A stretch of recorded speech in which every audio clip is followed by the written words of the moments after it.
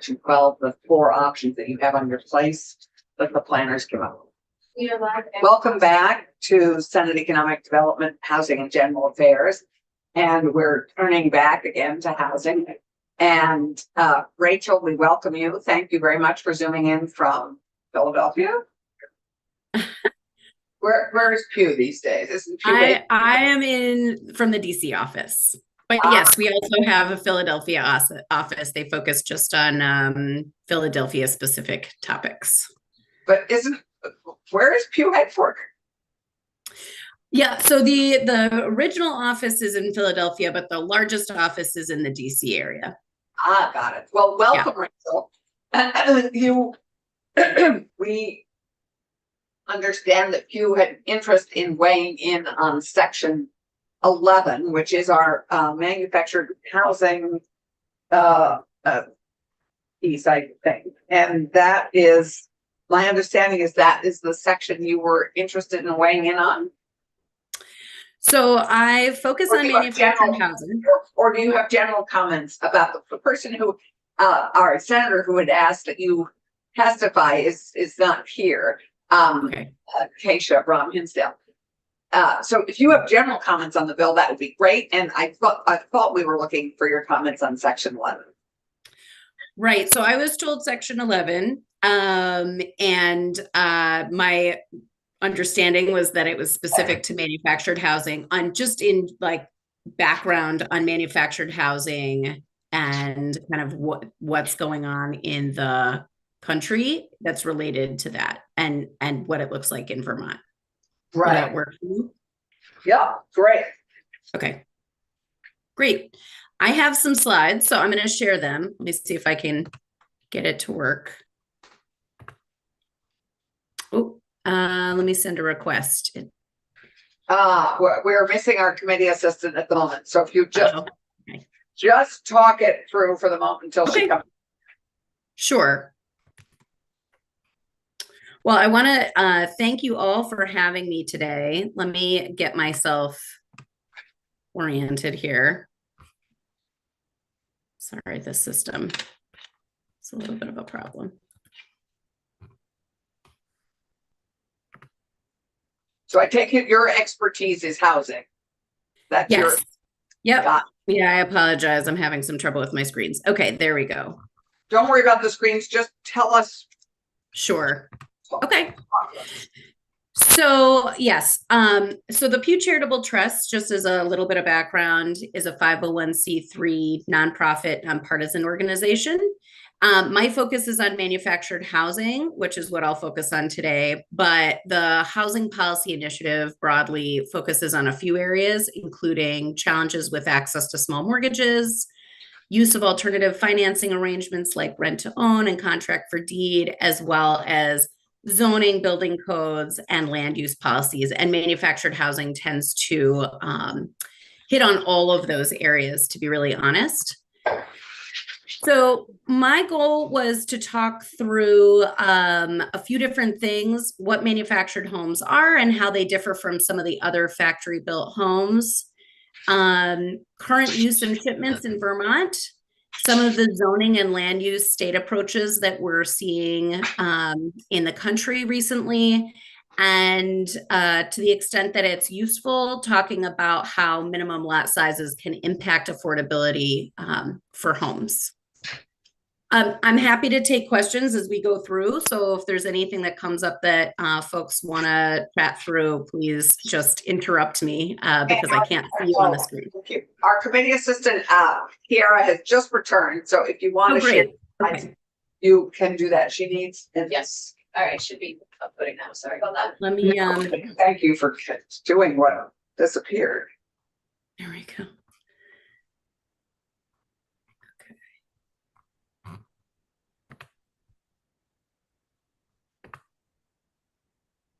Okay.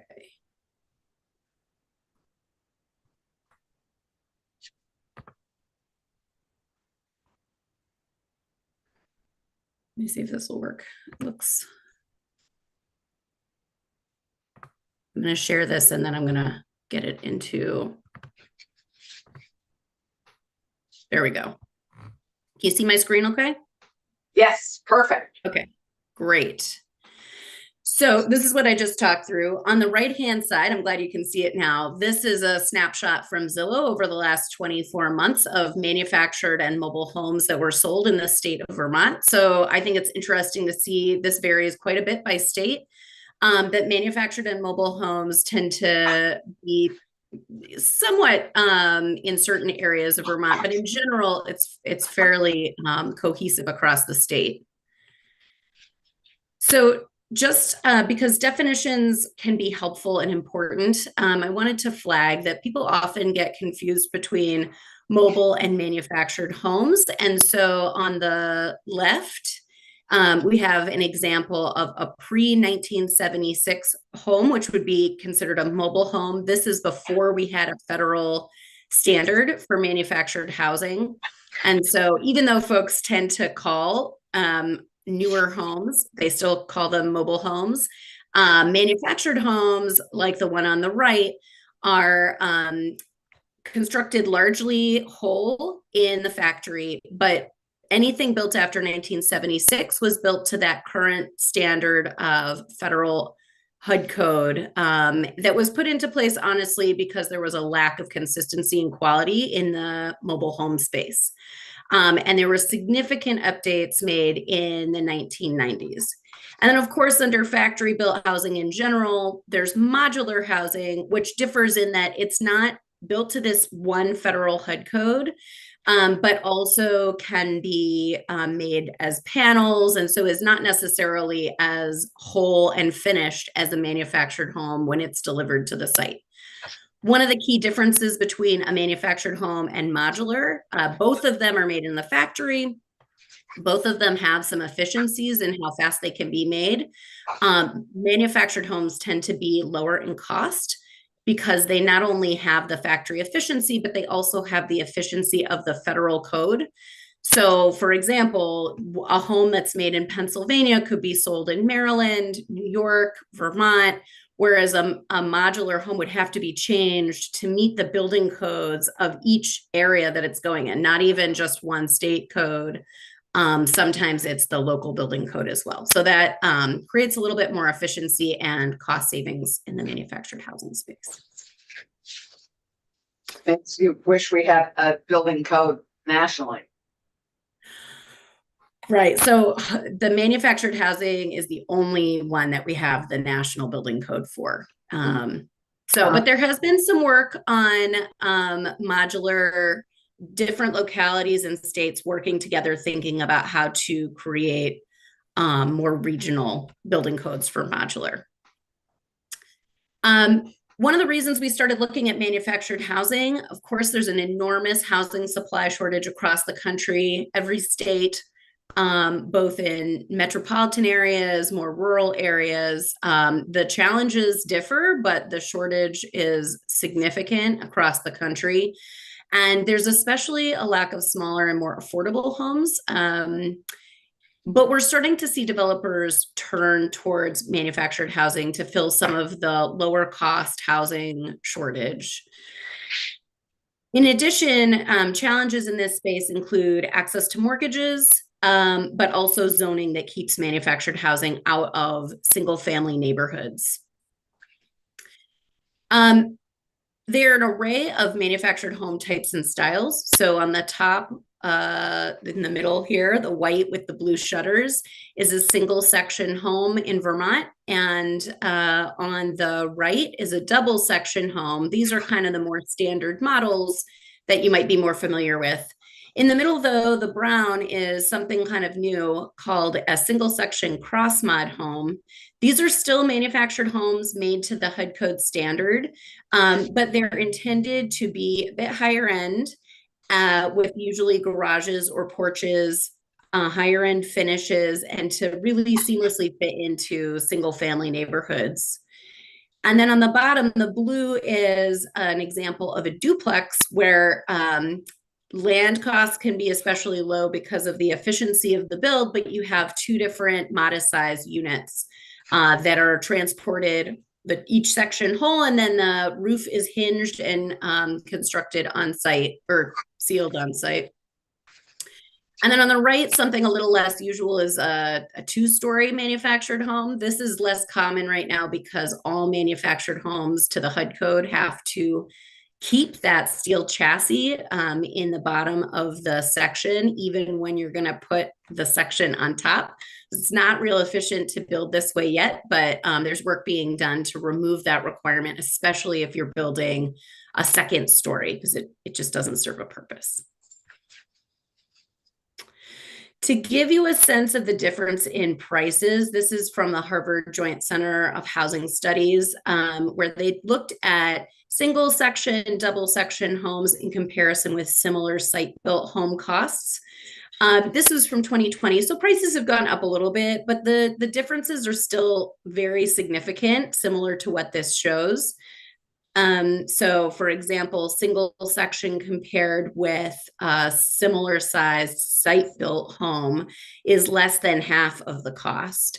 And a double section is about a little more than half the cost of a similar sized site-built home. So 3 ways we've seen to improve manufactured home availability and affordability. First is zoning. Manufactured homes have to be allowed to be built, and especially this is useful in single family, where single family homes are allowed. Lower minimum lot sizes really make a difference for the overall cost of the home, and expanding eligibility for financing for mortgages can be key here too. Manufactured homes, many of them get mortgages, and in the state of Vermont, at least 3/4 of manufactured home owners who are borrowing are using a real estate mortgage, just like any other home. But for some folks who are on rented land or in other scenarios, it can be tougher to get access to a real estate mortgage.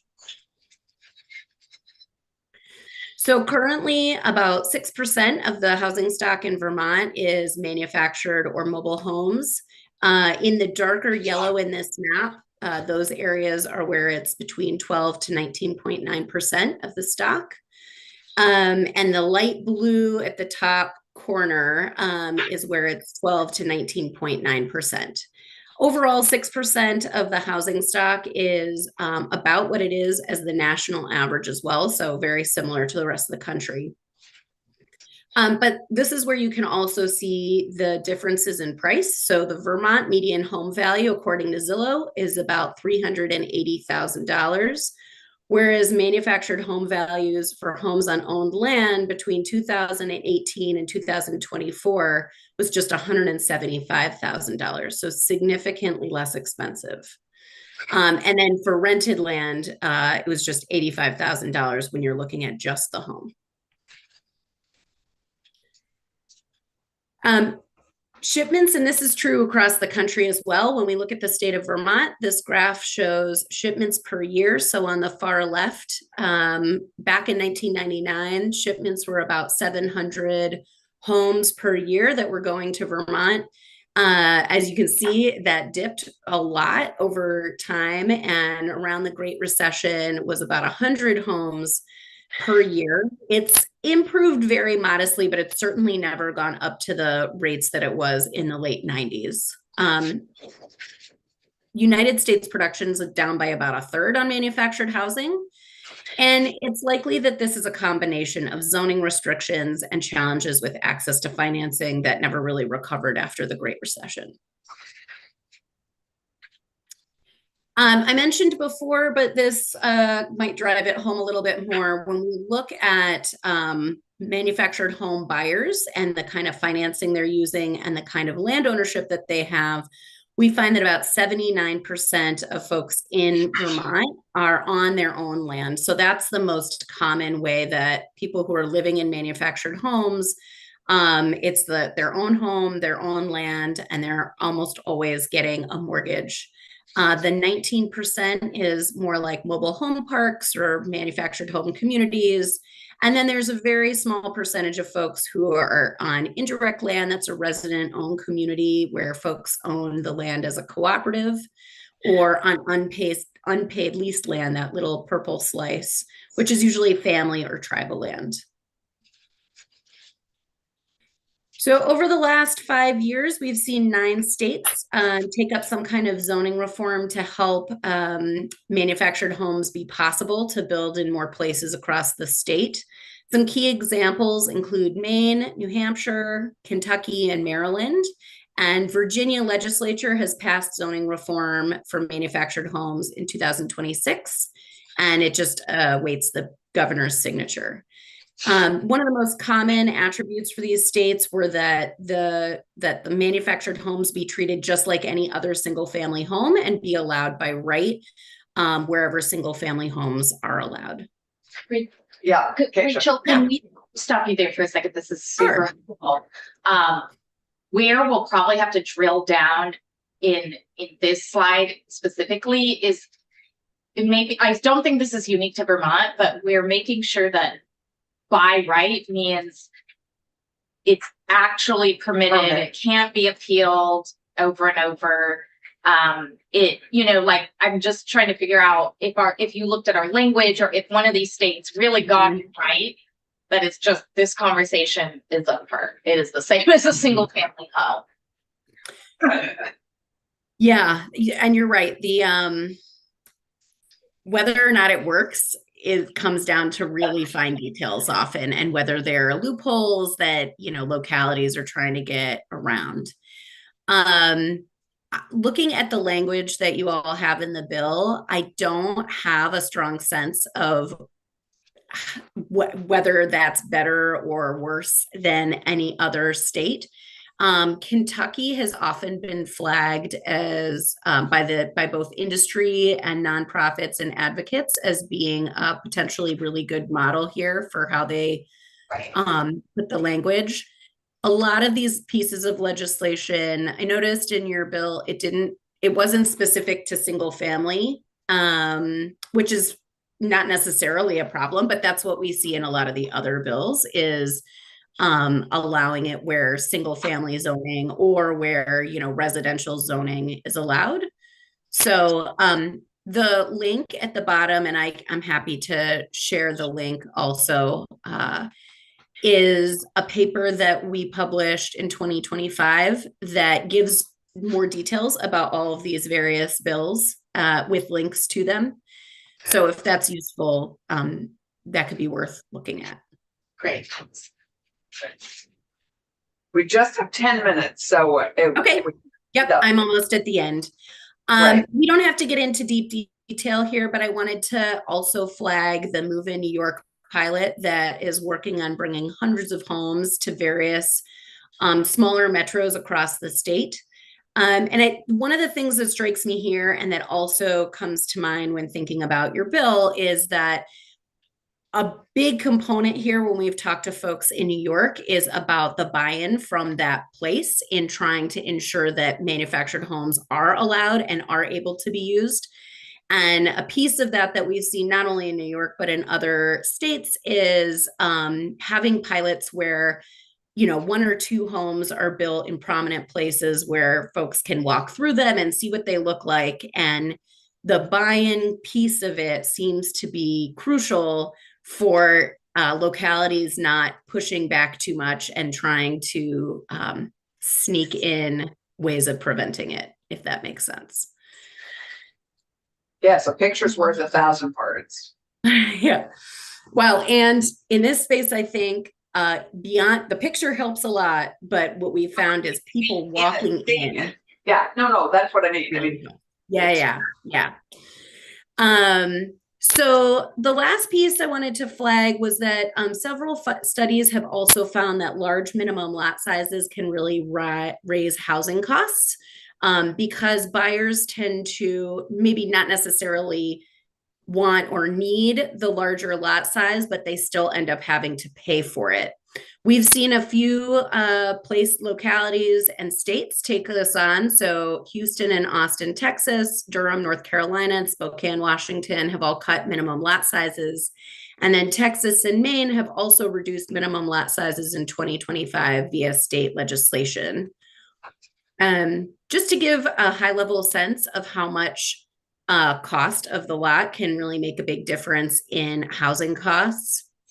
These are just 2 examples of a average cost single section manufactured home in the Northeast in 2024, that was $90,000 was the average.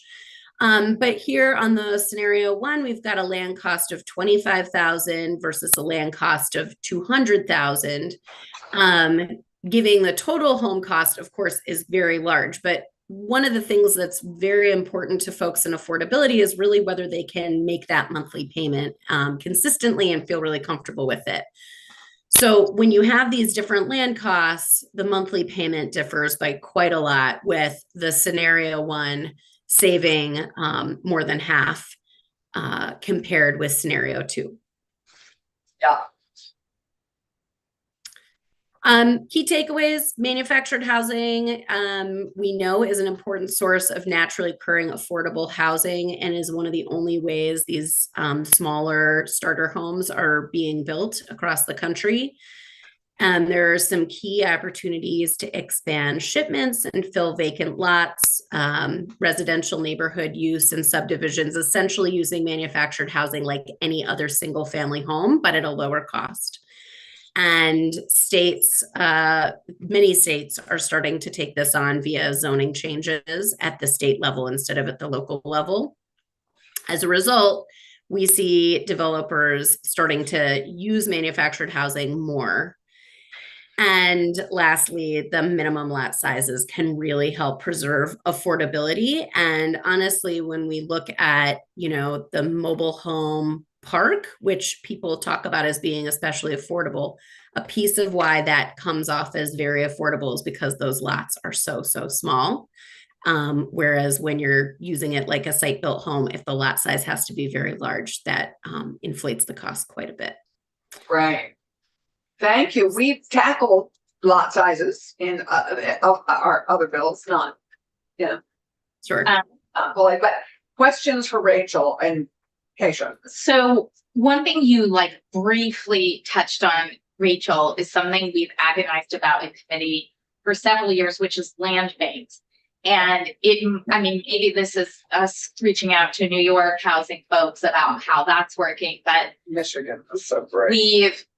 We've kept circling around, can we create functional land bank tools that reclaim blighted property? And it really would have to be a public-private partnership, because our municipalities often have vacant or blighted land that they can't afford either to do something with. So maybe if you could send us somebody in New York that I would literally go that person, right? Because we, as you may have heard, this is something I say a lot here, we gave back FEMA trailers after our last major historic flooding event, because there was no sited area with water and sewer that was willing to accept them. And that was such a shame. That's what I think about all the time when I think about manufactured housing and land banks. It's just, we are not well set up for the next event that makes people homeless. We had very good testimony last year on land banks from Michigan. Really excellent. And this bill sadly doesn't, but that's why we keep meeting every year in, year out. We can address land banks more fully, hopefully next year. Thank you. Rachel, any questions? David, Randy, Tom? No. Thank you so much. I'll definitely follow up with some information about land banks. There's certainly more than just New York. Michigan was really excellent. The testimony we had from them. Okay, great. Okay, that's great. Or Illinois, was it? No, it was. We need all the examples we can get of how to make it work. Yeah. And thank you, Pew. Thank you, Rachel. And Pew Research with Housing has been so illuminating. Really appreciate it. Well, thank you. I appreciate the opportunity to chat with you all. Yeah, and I think we've been educating ourselves on the difference between mobile homes and manufactured housing. And now that what was really helpful with your presentation is understanding the HUE code, the national code that is with HUD. And that's helpful, because we are working on energy codes in the building at the moment, and we really would love to have a regional. We'd even like to have a statewide building code, which we don't have. And it would be great also to have a regional if we're going to go into modular building in any kind of efficient way in New England, it would be great to have a regional building code that we could then build to in these in the manufacturing centers and build pieces and parts that were able to be used anywhere in our region. Yeah. Yeah. I'll chat with the folks on the team. I know they've connected with various folks in the modular space that have been working on these things. So if I can find somebody that would be useful, I'll pass it on to you. Okay. We'll keep a talent bank here instead of like an expert go-to bank here in our committee. Thank you. That's great. Thank you very so much. Okay. Have a great day. Yeah, you too. Thank you for helping on section 11. Oh, you're welcome. Okay. So we are going to turn to Chip and Matt, I think. And Ellen, is Ellen coming in or? Ellen should be coming in shortly. Jim and Matt just joined the student, or just headed up in the waiting room. Okay, let's bring them in. Welcome. Welcome, Chip and Matt. It's good to have you. Chip, thank you. First of all, this committee gave Charlie Baker the challenge of going forward and taking this transit corridor idea, which had been proposed in legislation 2 years ago, and really help make it a little more grounded in what's possible. And so we really are grateful to you and Aaron and all three of you working with Charlie to come up with these options. We really appreciate. Can I just reframe a little bit, only because I think this came up. Let's just introduce ourselves. Oh, I don't okay. think, have any of you been in our committee before? Yeah. Yes, a couple years ago. What?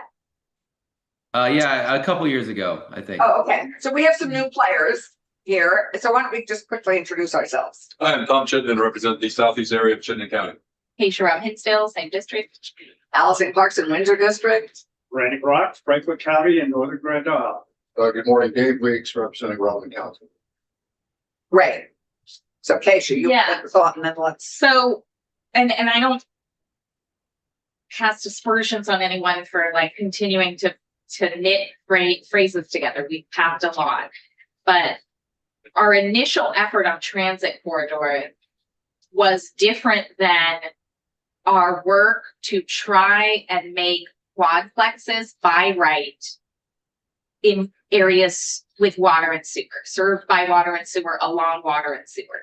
I think the three proposals you put forward do a really good job trying to meet our intent on the quadplexing by right. I just want to make sure we don't overlay that, which was Home Act, with discussion of transit corridors, which was Act 181, because the transit corridors was more about letting Act 250 go, like exempting transit corridors like Route 7 or Barry Montpelier Road from much of Act 250 for housing units up to something like 75. So taking the existing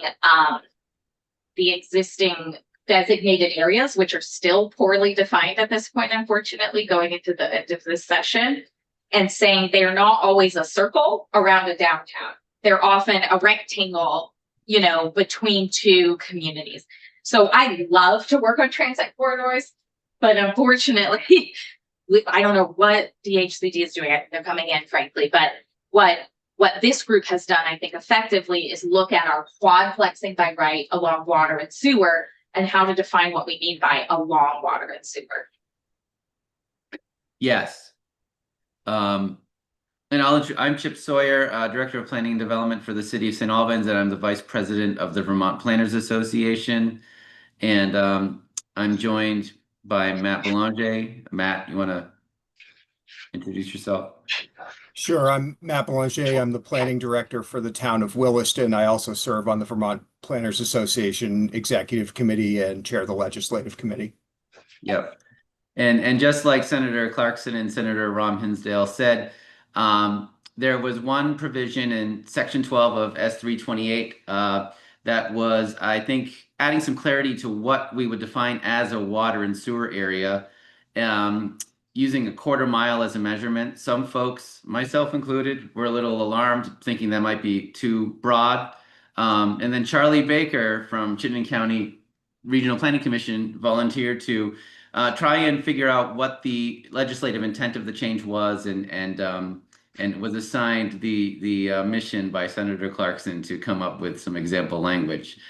I think part of the important background to this is that way back with Act 47 in 2023, the legislature, I think, basically said that we want to allow more housing by right, especially up to 4 units multifamily. And we think that areas that have received the public infrastructure investment that have become water and sewer areas should enjoy that density allowance. And it was pretty well understood by everyone at the time, and a lot of towns have gone out and put it into their zoning. But when you look back at it, it's a water sewer area is defined as where it is available.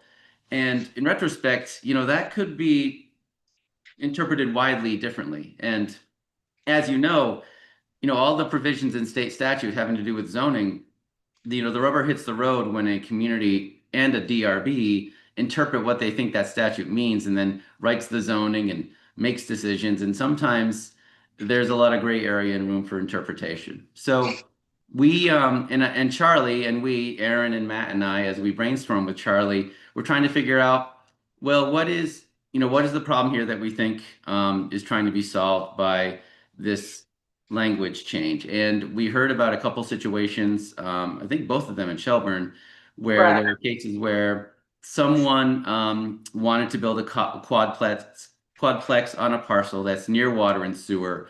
And we came at it from the standpoint of, do we want to make sure they enjoy the density allowance of having a quadplex by right? Is there also a desire to make sure they can connect to the water and sewer?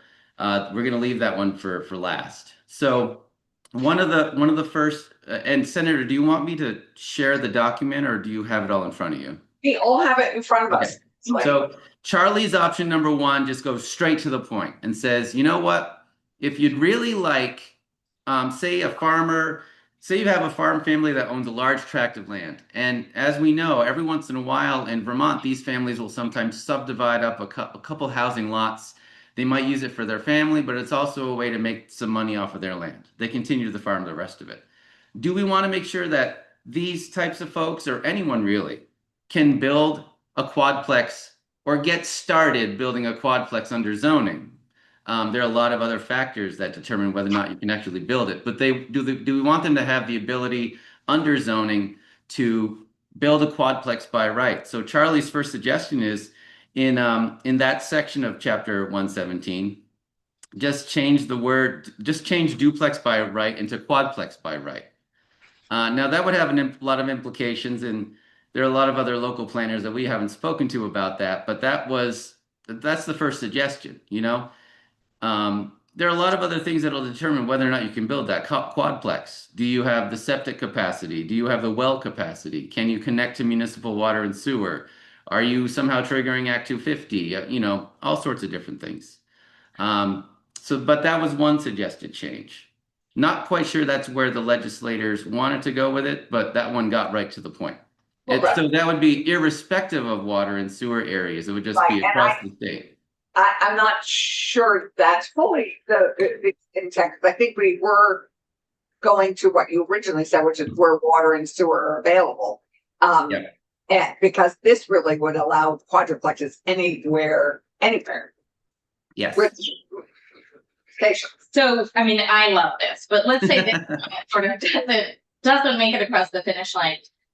You started to touch on this, and maybe it's saved for the end, but this one highlights the notion that we are trying to say you can't deny them a water sewer connection if you wouldn't deny a single family home a water sewer connection, right? So that's where you've like, maybe you're saving that for later, and maybe that's why I don't want to be the one to take us down this road, even though I like it. But it's that water sewer connection shouldn't be the sort of like decision point for whether or not you can have multifamily housing versus a single family home. In terms of just being able to walk into the zoning office and apply for a permit for a quadplex? Are you saying that a I think, are you talking about making sure the property has the density allowance, or making sure that the property can hook up to water and sewer if they want to build that quadplex? Well, both, Both, I okay. guess, both. Yeah, I mean, because that's the thing, like, Right. they're like, oh, you get the density allowance, but the water and the sewer and the road, you're not already connected to them, right? That's what happened in Shelburne, was the Yeah. question of what does it mean to be along water and sewer if it's not on your property already, if it's in the road? So typically, the way you typically understand it is that there are water and sewer mains on the street, and your parcel is on the street, and maybe your parcel is 500 feet deep, or maybe it's only a quarter-acre lot, but that because the mains are in the street, you should be able to walk into the town office and say, "Hey, I'd like to apply for a water and sewer connection." Now, typically, zoning will be concerned with how many units are you building and where is it on the lot and all of that stuff. Water and sewer connections aren't supposed to act as zoning as a general rule. But a community can say, for some whatever reason, we want to know how many units you're building. We want to know how many bedrooms you have, because we have to make sure we're protecting, let's say the word protecting, our capacity for the water and the sewer. We got to make sure we don't overpromise. Right. When we award a connection for any given development, that development may not be built for 2 or 3 years.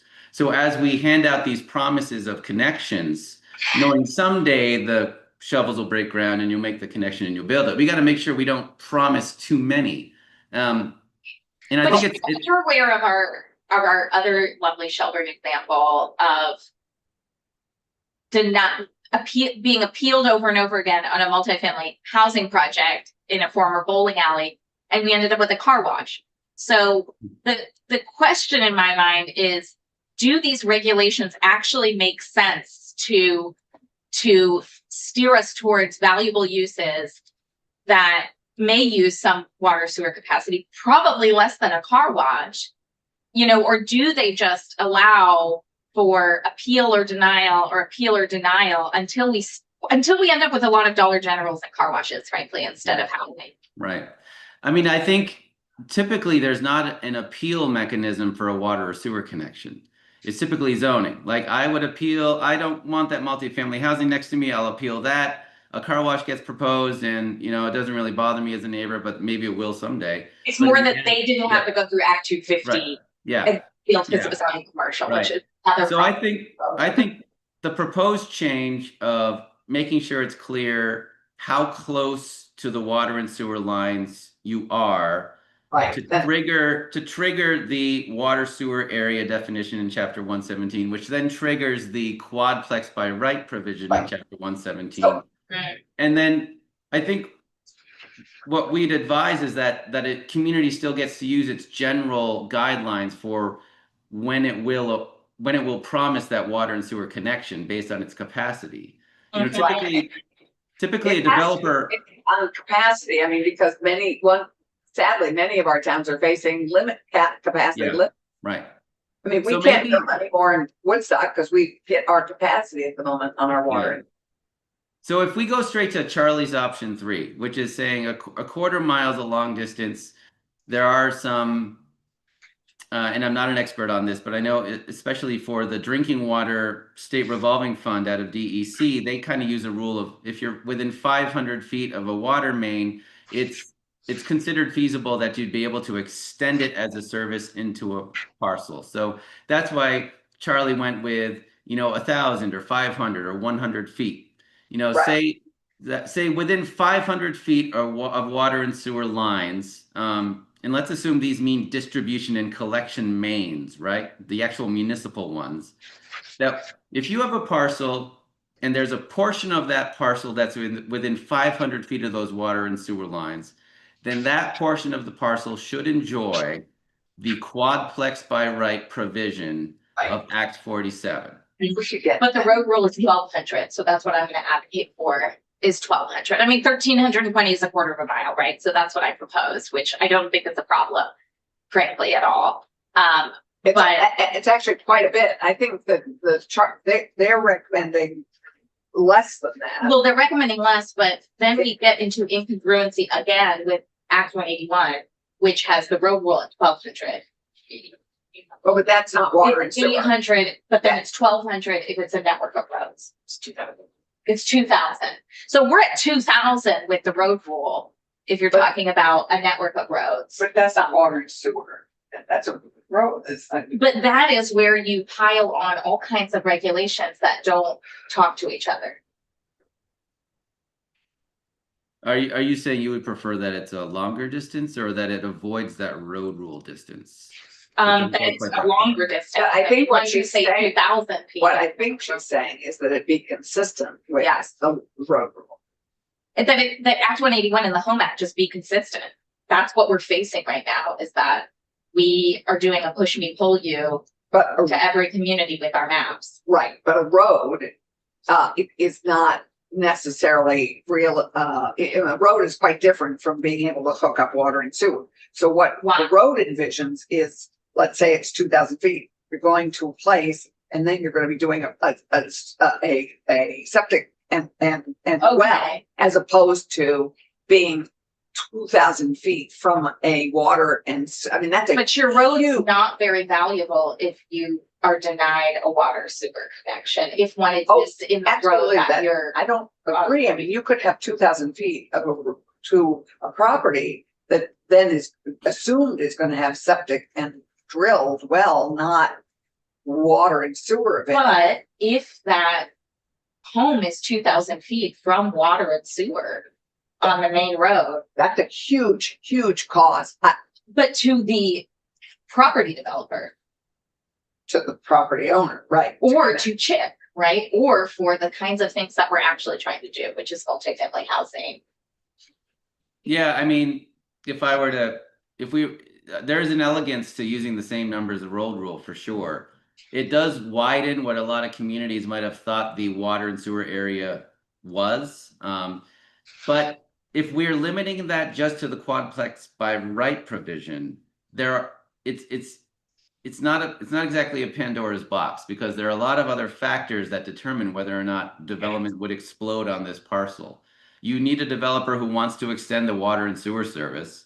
You need, you need a community to agree that they have the capacity. There are all sorts of, this could be used as a loophole for a developer to say, I'm going to build quadplexes on a septic system because I happen to be within 2,000 feet of a water or sewer line, but I'm never going to connect to that. I'm going to build my own septic. I mean, that could happen. Which is fine. Yeah. That's fine. Right. I mean, I'm saying it's like a single family home. Yeah. We're saying it's not discriminated against. Right. And if you could have a little plot of, 10 single family homes, why can't you have 10 quadplexes? I mean, just to go to like what the horror story we're worried about, that's that I'm trying to show that this is getting ridiculous, that like, I mean, what we need. I would suggest option 3 based on what I'm hearing. And then I think legislators maybe play with that number. If playing with that number is what gets people together, then maybe that's what you do by the time the session is over. If 2,000, maybe you go to 1,300. But I think option 3 might be the way to go. And this conversation actually also helps us understand, I think, a little better about what the problem was that was attempting to be solved. I think one thing that we'd advocate is very important is that we don't mess with Chapter 101 and the whole process by which water and sewer connections are allocated, because that would be, you'd have to bring in VLCT and DEC and the Green Mountain Water Environmental Association. That would be a whole different conversation than just the quadplex by right conversation. Okay, Right. so to summarize, if we adopt option 3, which makes probably the most sense, although you haven't gone through the others, but you know, I can't live with it too, because there's been no great designated area Yeah. lately. I think we're very behind on designated areas. yeah, we've updated designated areas significantly. We haven't heard what that looks like now. Have we? I mean, unless I missed it, No. like, you know, There are, I think there are 4 or 5 counties that have proposed new designated areas, but none of them have gone before the LURB yet. or they've been Right. potentially denied already. Well, but anyway, or accepted. David, No, I was just gonna concur that Wellwood County, as an example, has already designated the Yeah. tier 1, But they've been denied some of their tier 1 A and B. the record. I'm happy to concede the rest of my time. I really appreciate the ability to come in here and discuss this, but I just in case Matt has anything he'd like to say. so okay, as planners, because you're our expert in the room on this, if you could just summarize for all of us who don't live in this space all the time, what we would accomplish with option 3. I'm happy to take some of that. Right. So what you accomplish is a likely change to some of the zoning provisions on the ground that are currently either prohibiting the quadplex development type or prohibiting the density that would support it. So it extends, in Williston's case, sort of a halo of some distance out beyond where that infrastructure is located, sometimes into areas that in our town are currently zoned for lower densities, but are quite proximate to this infrastructure. So in our permitting world, when someone wants to connect to that infrastructure, they fill out an application form. And the first question on that form that I'm asked to answer is what this person wants to do supported by the zoning. So that's sort of criteria number 1 of will the town consider extending a connection to its infrastructure. So the function of option 3 is to create that area around the infrastructure, which may allow greater density or a more multifamily unit type in an area of a town where it's currently not allowed. And it answers that first question that we ask when we're considering extending that infrastructure. So it has a positive outcome in terms of potential dwelling unit count that can be built in a municipality, from my perspective. Randy and David. Would object to option 3, and what would those objections be? I think that it expands the quadplex by right area further than most folks thought it was when they first read Act 47. But that ball's already gotten rolling with, across the state. I think I would say there's peace of mind in the other parts of the water sewer area definition that came out of Act 47. A community is able to say, we have water sewer going by here, but this area is conservation, or this, there is still the ability for communities to tweak what they think their actual service areas are. And if there are natural resource protections that they want to put into place, they can still use some of the much longer second section of that definition to protect that. And can I just clarify that, I think we had a really long conversation about that in here and with natural resources when we passed the Home Act, because the idea was you can have the peace of mind to say, we don't want any new development here. We don't want any housing here, but you can't have the peace of mind to say, no, we only want single family homes here. So we're going to deny and discriminate against multifamily housing. That's what we said over and over again, and what natural resources agree with. You can say, in general, we don't have the capacity for this level of flow or this type of project, but you can't say, no, we'd allow single family homes here, but Right, not but they like can, a quad they flex. can say, no, we don't have the capacity. They can say we know we don't have the So, capacity for that- any house, I was gonna say for any, not so for they a 6-bedroom single family Right. home. so for a single family home, you could obviously come back with the same response, which is we don't, but just as sadly, we are in Woodstock at the moment. We don't have the capacity to do anything. I think one thing that might lead to some consternation is the fact that, you know, Act 47 calls this area the water and sewer service area, and some people may read that and think that it's the area where I have to provide connection no matter what. Like you just redefined what our municipal service area is, and it's not. It uses the same terminology, but this section of Chapter 117 only uses that definition of water sewer service area as a trigger for the quadplex by right and a couple other zoning only provisions and allowances. It's never saying that this is your new water sewer service area for the provision of your municipal water and sewer. And that might be where some people look at this and they're like, oh, what is this doing? That maybe, you know, there could be some, you know, the clarification on that. You know, what does this actually mean? And I think Yeah, just a question. By extending it to 2,000 feet, would that be permissible for a single family house too? I mean, or are we making it even greater distance that is? No, I think it's only about, it's within that 2,000 feet that the quadplex by right allowance kicks in. And you don't have to build a quadplex. You can propose to build a single family home if you want. Right. But yeah, it would just be If you that want this to is the build a area of the quadplex. community. Okay, sorry. Yeah. oh, like say it, fine.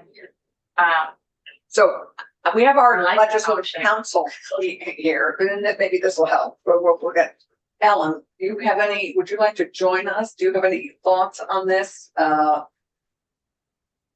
Would you like? Is there anything that you'd like to weigh in on? Oh, and I remembered what I was gonna say, which is kind of Chip, what you started with is I didn't want us to have to go down this road either, right? Like we tried to just say along water and sewer. We all know what that means, right? And I don't think many planners have tried to, you know, flout that or, you know, people have tried to really understand that that has some mental flexibility. But we have seen, you know, quadplexes denied in Shelburne, Montpelier, or challenged. And I think that is the problem, you know, is we have to start naming names in a way, which we've done throughout these bills, just to say, like, I wish we all could just be flexible mentally about what along water and sewer means. But we really have to create a standard definition that captures a lot of different types of communities that aren't all built up right along the road. But even where they're built up right along the road, they're saying no to quadplexes. And that was like not our intent, was to have to get this prescriptive, but I believe we have to, because I've asked the committee over again, what did everyone else remember their intent was? Because I've been asked to speak to our intent Well, before various planning commissions. and I think our intent was that we develop and build density around where we have the infrastructure. Which is 41 square miles of state. Right, and so that is what I hope option 3 would do for us in a significant way. So it would be up to 2,000 feet. Obviously, it would take care of the Shelburne situation. I don't even want to say what it would Well, take yeah. care of, but it became a big legal argument, Right. you know, that no one had the power to resolve. So, Thomas, you were out of the room, but we're landing on option 3, which I think if the committee is willing to go there, we will have Ellen draft, and that would be up to 2,000 feet to make it consistent with the road rule. And do I hear support for that? And I clearly there's support here. David, Randy?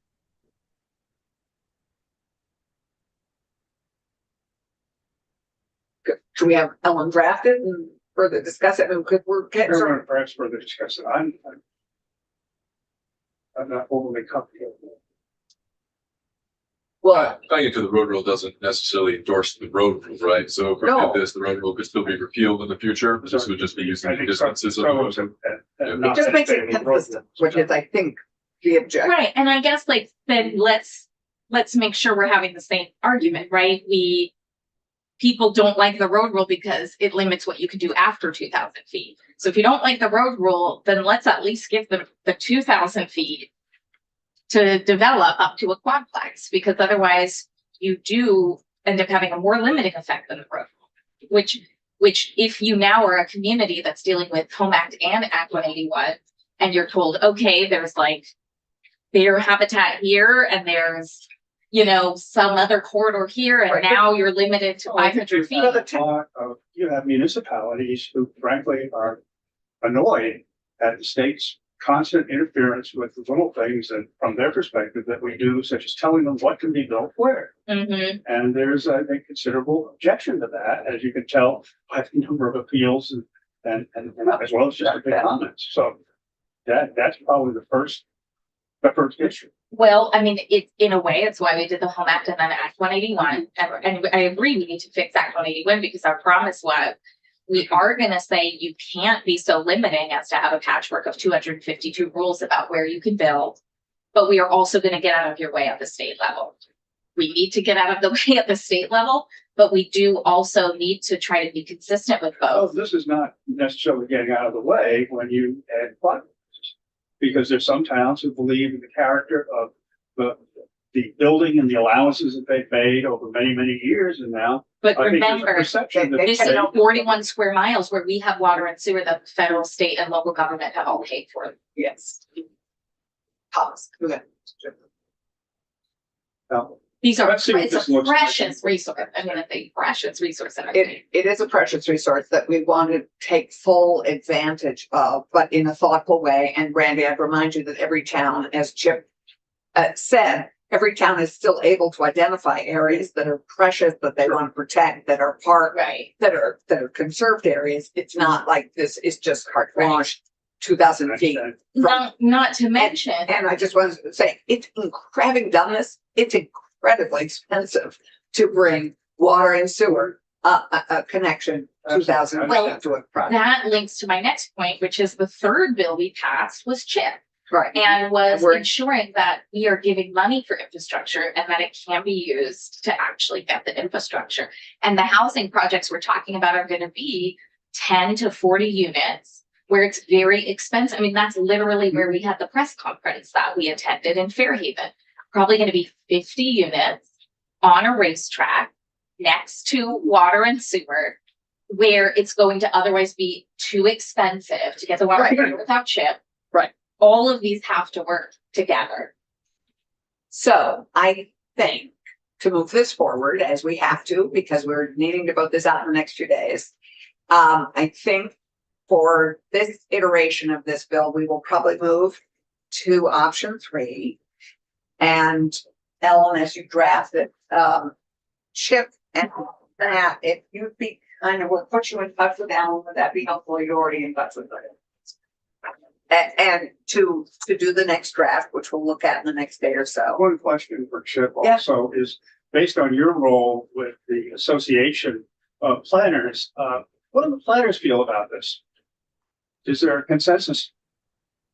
I don't think there ever will be, or the people who employ the planners, the select boards. You know, like you mentioned, Senator Brock. You know, when the mandates and preemption started rolling with Act 47, you know, our initial reactions were, you know, what are you doing? What are you doing changing the fundamental aspects of how we've set up all of our zoning and kind of knocking it all down? And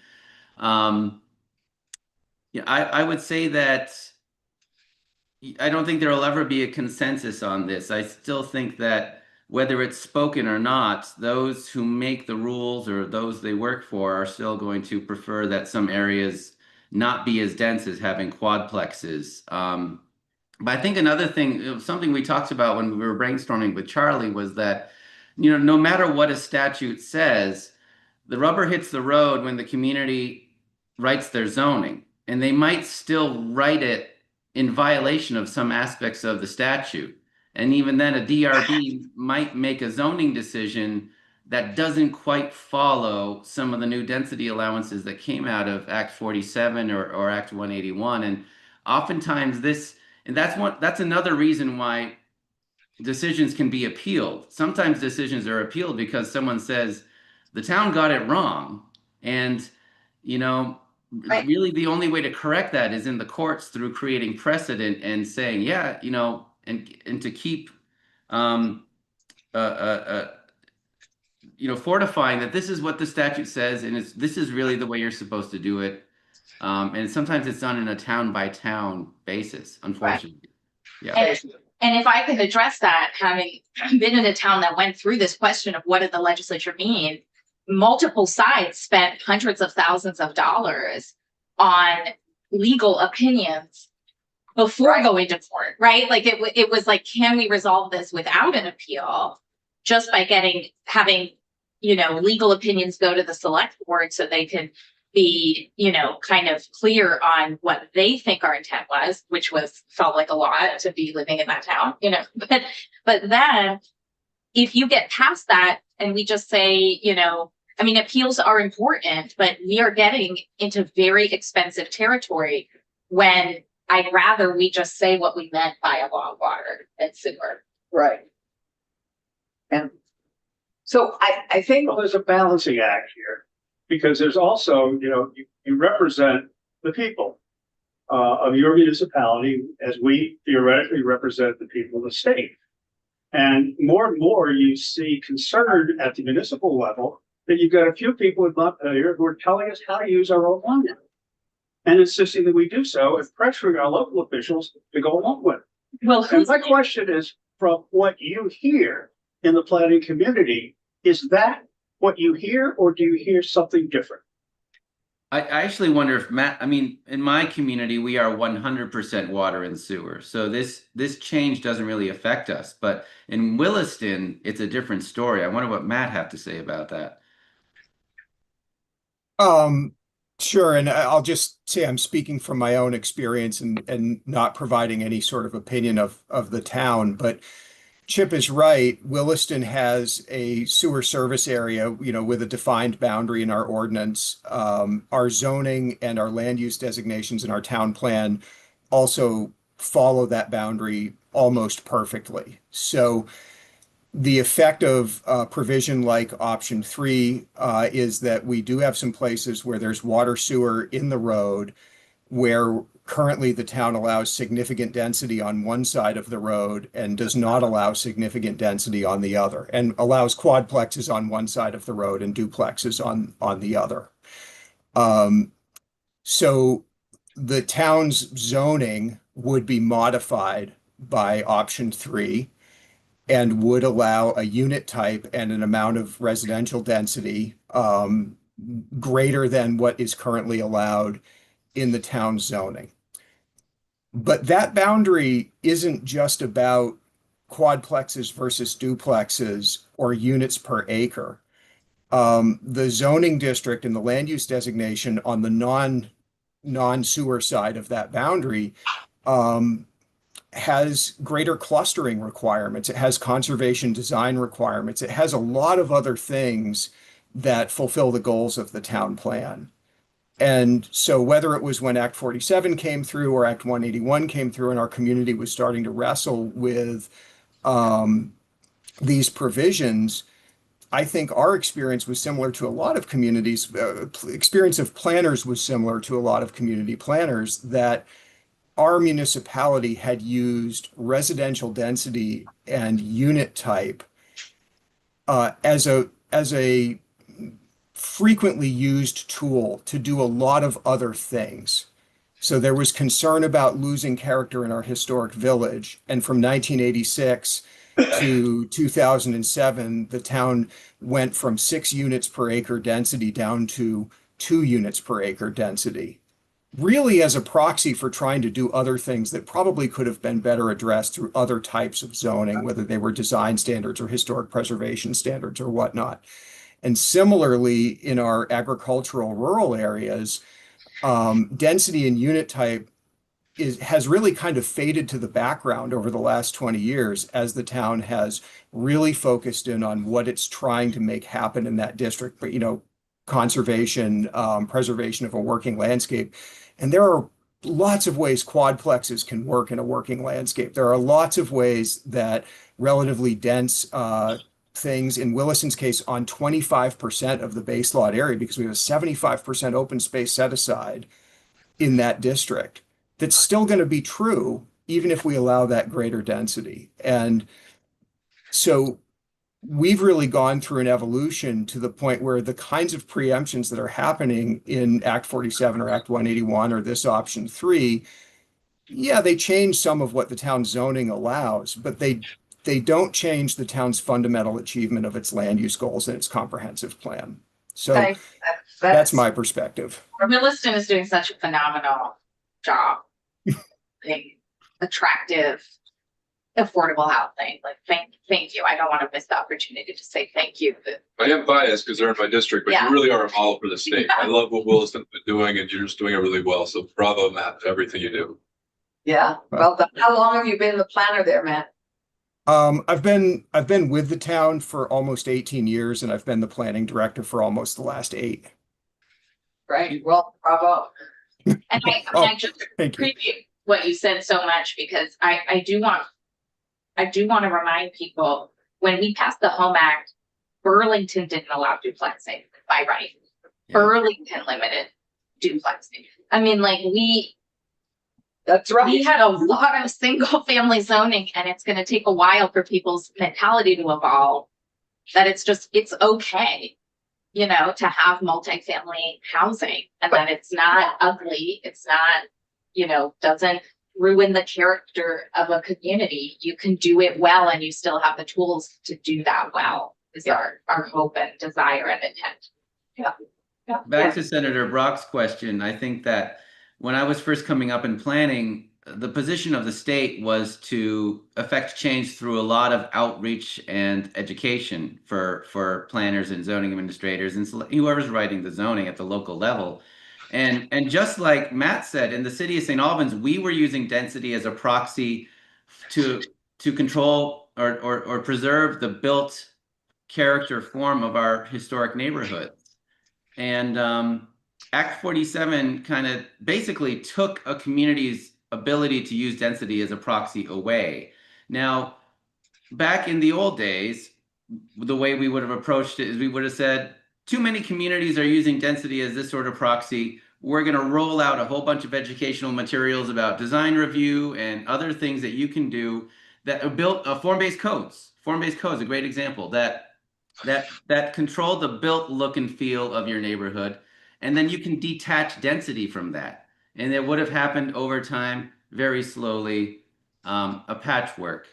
Act 47 just took the density out altogether. And now we're at, well, what we could do is just educate more communities on what other rules they can implement that would have accomplished what they were accomplishing by using density as a proxy. Trying to do that too. Yeah. Thank you. Thank you. Thank you. Any other questions? This is my favorite discussion with that all. That's right. Ellen, any other, would you like to come join us? We'll chat about the next sections. Thank you. So we will have option 3 drafted in lieu of what we have currently in section 12. I think it's section 12. Is that right? Yes. And Ellen, thank you. With the leak from not 100, 500, or 1,000, but 2,000 feet. Right. Big leak. We'll see where it ends up. Chip and Matt, do you want to stay for the next? You're welcome to stay if you want. Any other thoughts you have on this bill before you bid us adieu? If we discover amongst our membership and associates that this creates some unintended situation that we hadn't, we'll reach out to you and let you know. If you do that before we actually pass it, then there'll be no business for us to do next year. So that's what we're specialty at, is addressing unintended consequences. But you, of course, will have that opportunity in the House if we get this through the Senate. If and when, we will, it'll of course be taken up in that. So it's got lots of, it's got travel space here. Thank you you. very much. Really helpful. We're so grateful to all of you, including Aaron and Charlie. Charlie's in DC for most of the week. Yep. Thank you very much. Thank you. Yeah, bye-bye. Really appreciate their work. They took that on and helped us create a silk purse. Or more of a silk purse. Penny. Wasn't exactly 1,000 years to get just. No, but I was backing away from that. Ellen, welcome. Thank you for working on that in advance. And let's look at the other, anything you want to add as you look at drafting that? Is there anything that gives you concern? I'll check out the absolute some council. No. Okay, and Just for clarification, so tier 3 is where the 2,000-foot road rule comes in, right? The distinction between tier 1A and tier 1B, are there also other measurements in there that are potentially relevant? Yeah.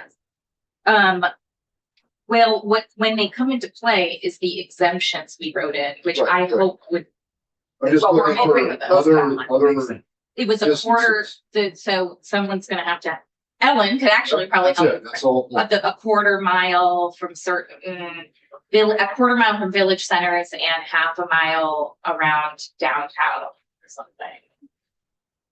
Or all of the I don't know. There was no exemption in downtowns. I mean, sorry, there were total. there was no limit to Right. the exemption in downtowns. There was then like a 75 unit limit in certain rings around growth centers and village centers. Right, so that distance from the growth centers, I'm just looking to see if there was another measurement we had in there. Yeah. We're looking for some congruency, not jumping all the way to tier 3. So that's why I put in a quarter mile. Was the I guess most I'm limit. just looking here now, we're looking at the Yeah. final moments of before Sure. we put this thing out, are there other? I mean, are there other areas to be consistent in? So, That's correct. yes. So, well, I think this is a good one. This is at least a good one to start. So Ellen, and let's keep we'll ask Cam that question too, and Ellen. Are there any other places as we're working to be consistent? So I'd like to revisit the manufactured housing by right language. But permitted. I mean, because I think. No. Well, besides that, I think when I looked at it more recently, So let's go to section 11 first, and then let's go to section 13. Because that section 11 is the manufactured home. okay, Because I'd love to land that if we could. Yeah.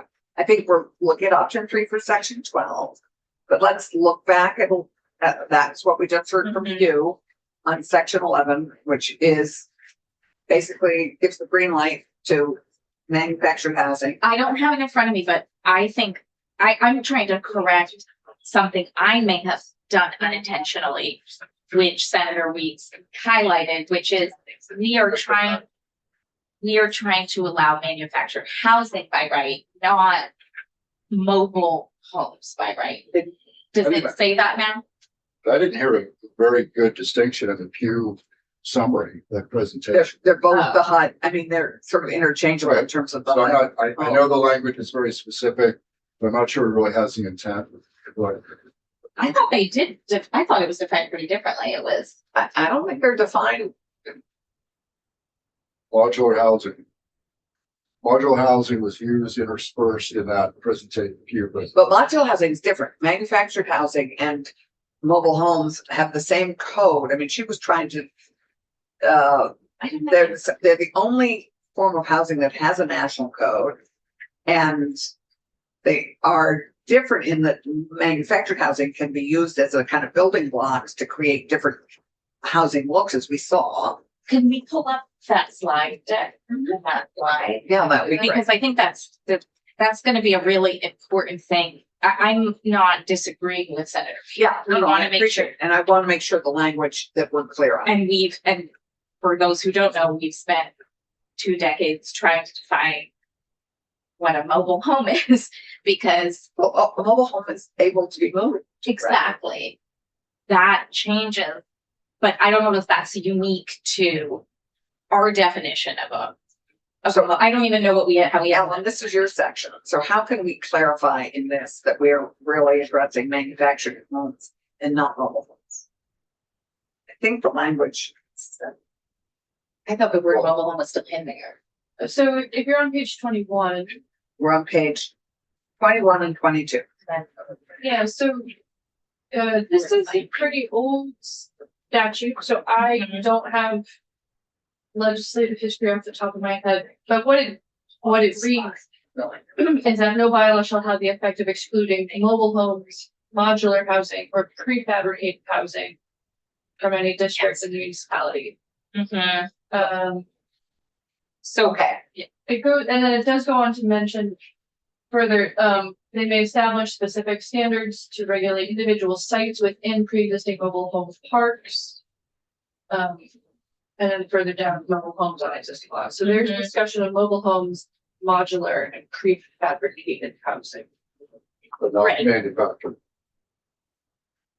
Will, which is what right, that's you, become a term of art that wasn't the term of art when this was written. Essentially. I guess the question is prefabricated housing Right. different than manufactured housing? And I think that we call, like, once upon a time when people felt like mobile home was stigmatized language, the term of art alternatively was prefabricated housing, but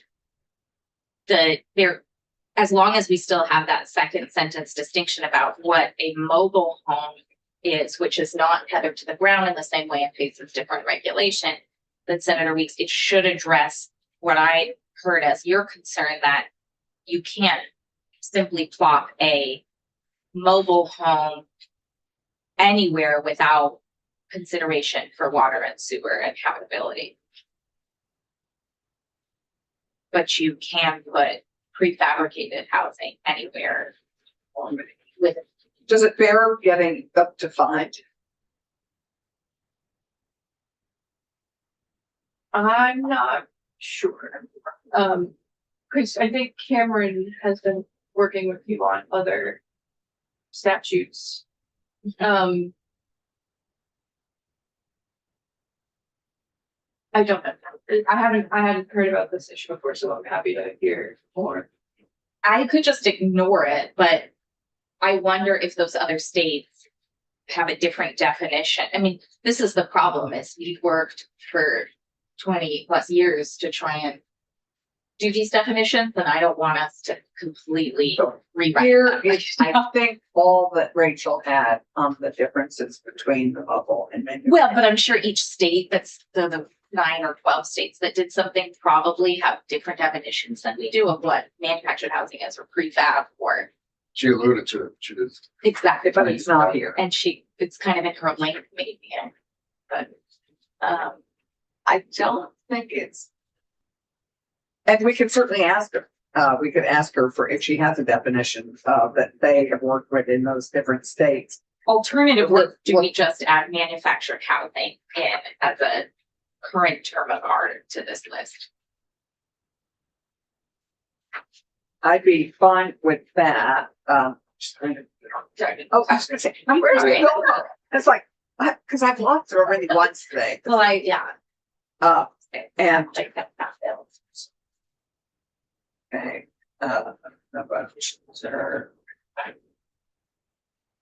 and Ellen, where would we add that? Online 11 probably. Mobile homes, modular homes, manufactured housing, prefabricated housing. Prefabricated, yeah. Prefabricated or manufactured, and then we just add it.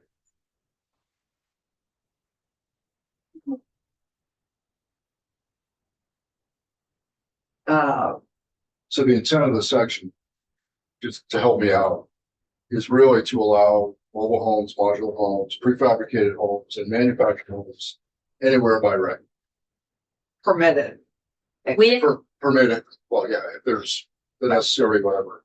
water, safety, sewer, environmental. Yeah. Yeah. But that's Yes. okay. All right. So I'm a little hesitant about all that. Again, this is a while ago, but I used the example of Proctorsville, which is historic home, mobile home, historic home. And it just, that's the end result in my mind. And I kind of push back at that as being where 21st century Vermont is going. I'm very hesitant. So I'll just leave it at that even if we add another definition to the list of definitions, I'm struggling with that concept. But in his example, my understanding of forms-based code is all about the presentation and look and feel of the structures being built and not the use of the interior. So in that Proctorsville, they have forms-based code where they define certain aspects of how the house looks and feels along the road front. Would that still meet any desired or required objective criteria of the local community so that those manufactured homes would still have to conform to some in more urban environments? I'm guessing Proctor's a little more developed. Okay. Am I mistaken in that? I think Chip would agree with you. I wish he was still here. What do you think, Bill?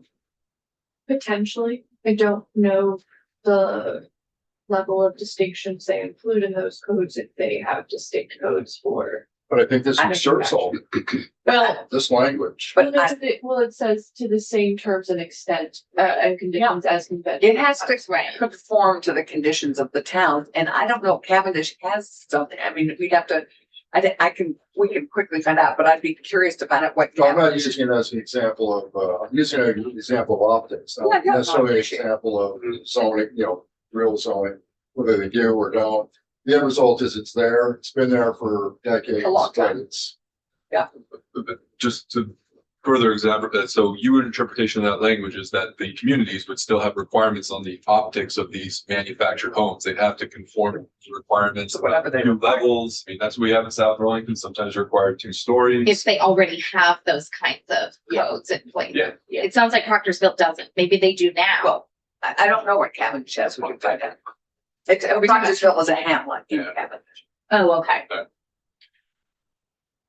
So my impression and understanding is that there's still visibilities for communities to Right. apply requirements on what the look and feel Yeah. of new development. That is what, Exactly. that's what Chip's testimony Right. implied.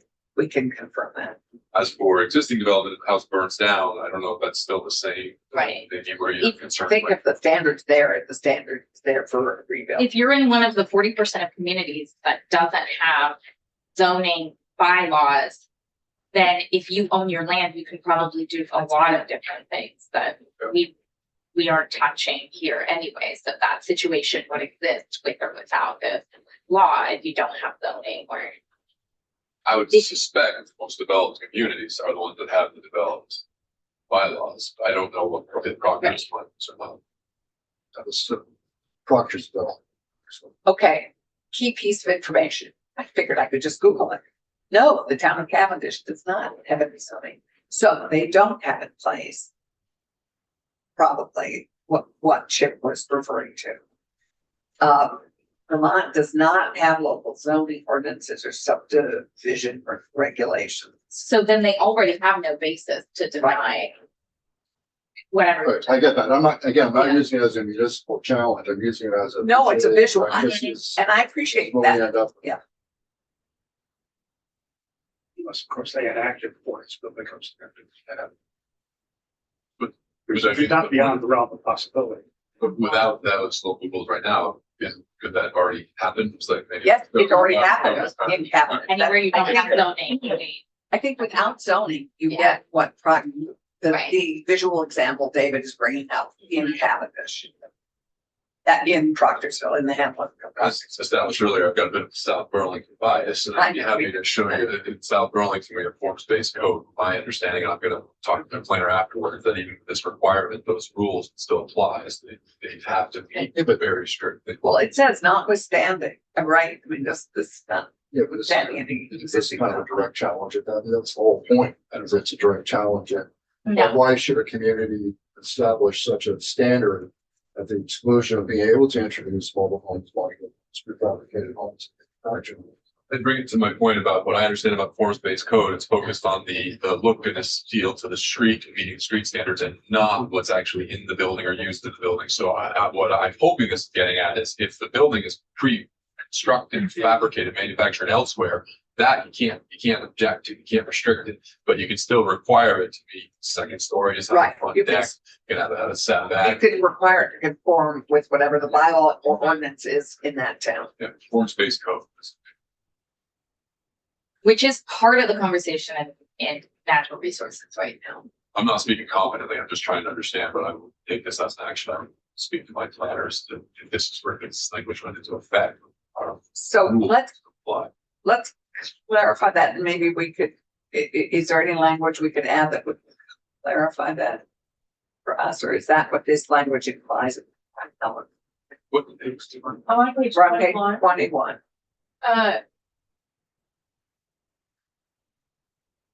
Does this meet your intent? I'm not sure I fully understand your intent, so if you want to be more specific than the language that's here, because it does say except upon the same terms and conditions as conventional housing is excluded. You could add more detail there if you don't think it's sufficiently clear.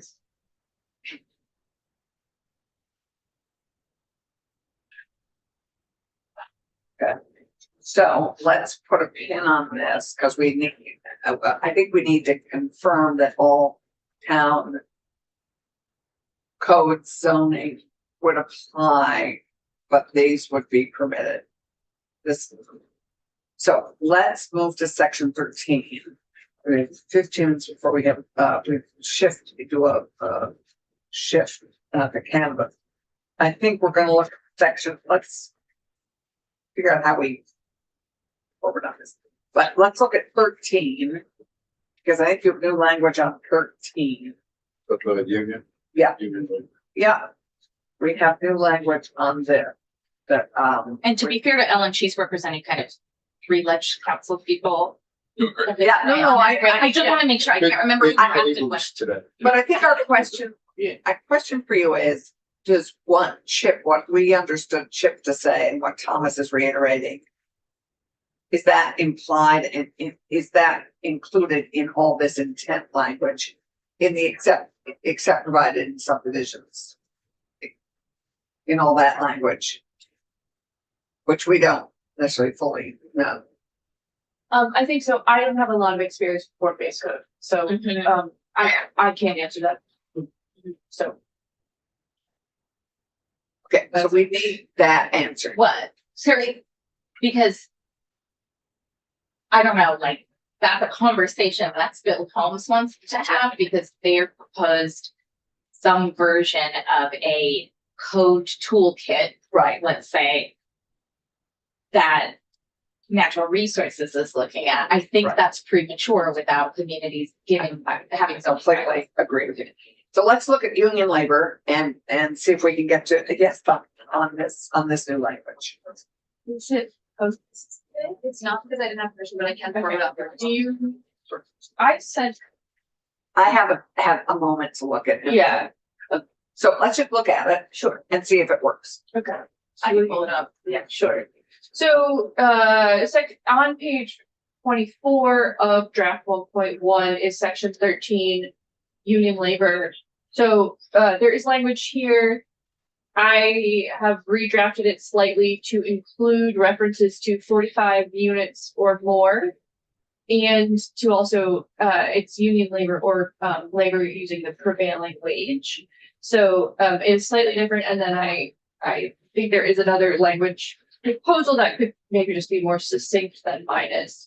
But I sent you what David Meckenberg had yes, suggested. but I was in another committee when you sent it to me. Okay. So I, So we may, and I can pull up that too. Yeah, We so- make that bigger here, so we can Yes, see I it. figure out how to do it, but I don't. There is a question. yeah, and I'll read it to you too. So a density bonus of an additional 20% shall be awarded for the construction of multi-unit dwellings with 45 or more units that uses union labor or labor paid the mean prevailing wage published periodically by the Vermont Department of Labor in its occupational employment and wage survey for construction of the units. What I told you, what I said a minute ago was the just succinct version, but this is 20% density bonus for 45 or more units built with union labor or labor prevailing wage. And David, Yeah, so I'm still hesitant about this particular section. In particular, we're taking union versus non-union companies and we're giving one an advantage versus the other. I'm not sure why or what the intent is. Well, so this language takes away the union versus non-union. It says union or labor paid the prevailing wage. So the second part that was added means you can follow certain compensation So I guess standards. if someone can explain how that stacks up. You know, well, that just supports the value that we want to have people pay. You can have a project labor agreement and not be a union. This one requires some testimony on what that impact really is, and is this really the intent, what we're trying to do by building more housing versus making the housing we're building more expensive? I just need to see what the impact is. This previously it was all about the union versus non-union. Okay, now I see new language, but prevailing wage. It expands the opportunity that they don't have to be union. David's language is simply any multi-unit residential construction project over 45 units that enters into a project labor agreement for construction may receive a density bonus in a zoning bylaw with an additional 20%. So what's the net effect? Are we trying The to net effect create is, more cheaper housing, or are we trying to create an effect on how much we pay our? so I think we're construction? trying to create an incentive to have build more densely. Does that make with- it cheaper? With people. Mhm. Well, hopefully it makes it cheaper. The more units you build, the less expensive hopefully the project is. But the other key piece here is that they would be guaranteed a significant income. I mean, that it is. Significant income and cheaper or more affordable housing, not necessarily. I would argue I'd like that to see some probably math. most of the housing that is built on this scale is already operating on a union contract, Okay, no, but but maybe not. I just think we need that kind of testimony before we That's pull this trigger. all of that would be a reiteration of what we heard, that the unions did come in and say they've been asked to come in last minute at great cost for a lot of these large projects. Because we don't have the workforce We necessarily. only heard one side of the story. No, Well, we heard Wabi, I mean, I don't think that's here for Walking. contractors. right, we heard And Dick Wabi was here, and you Right. could hear from other developers. But this is just an opportunity. It's not a requirement. And it fulfills for me two things. One is people being paid a civilized wage and they get a density bonus. To me, that's a good, and more density means the project hopefully will cost less. I don't know why JP just stepped down. Yeah, but that's irrelevant to build. If the project truly costs less, you can build more. Whether this results in less cost to build more, I think the jury's still out. Right, but again, it's an option. This is what we're trying to do, is create an option for people, for developers who want to take advantage of it and build more units in the project they're trying to build.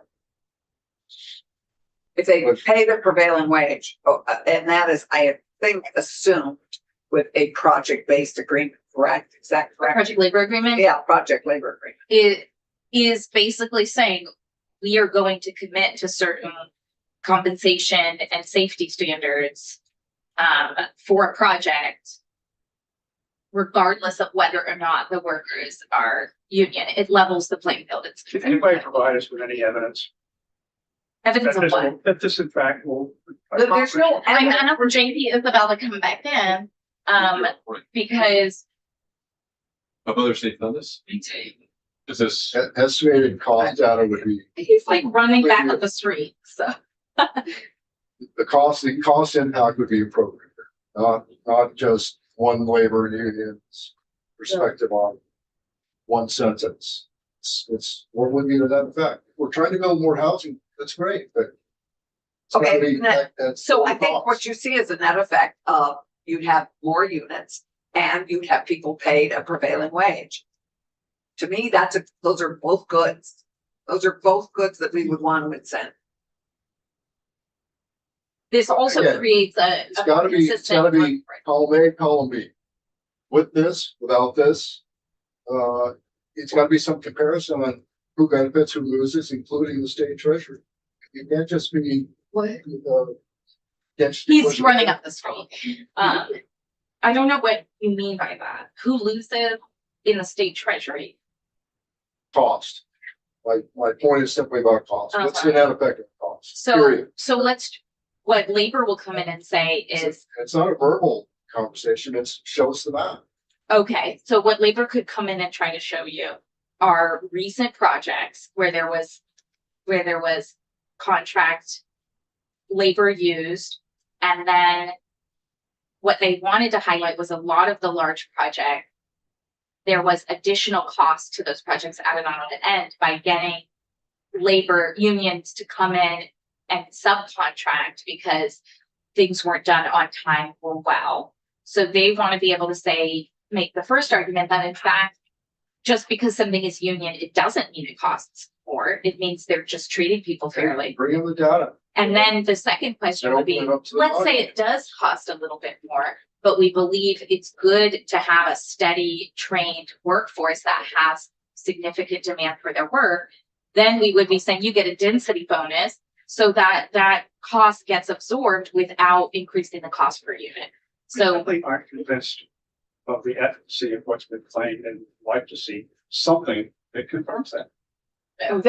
There's gonna be, I don't think you're gonna have data that confirms any of this. This is an objective that we want to build more dense, that this is an opportunity that we're trying to create. That offers